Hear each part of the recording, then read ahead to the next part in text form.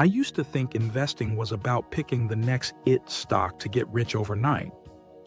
Man, was I wrong, and it cost me. For years, I was just gambling, telling myself it was investing.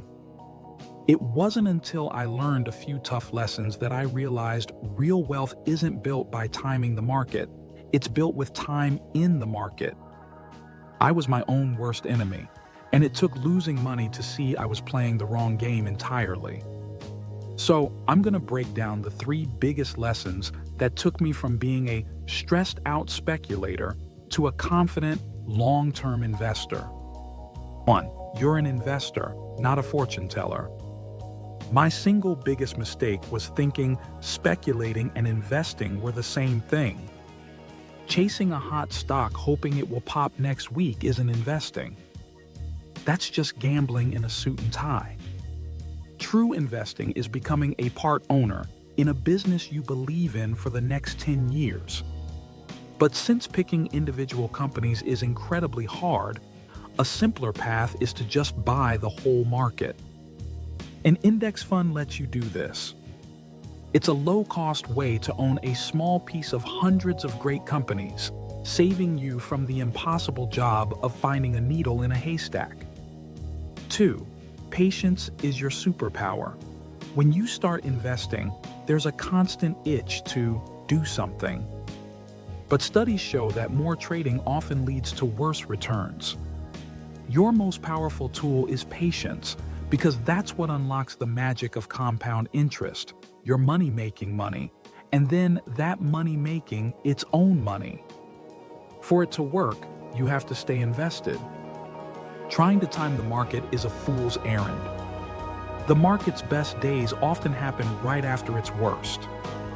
If you're sitting on the sidelines in fear, you miss the powerful recovery.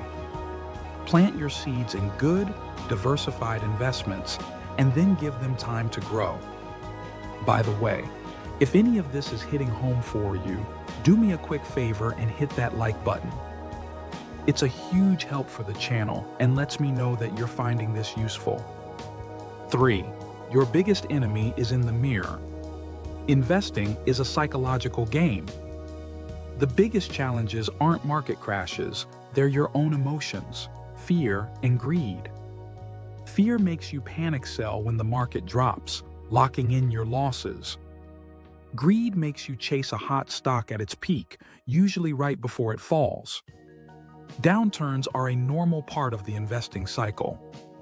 The ultimate defense against making emotional decisions is to have a safety net. Before you invest, you need an emergency fund with 3 to 6 months of living expenses.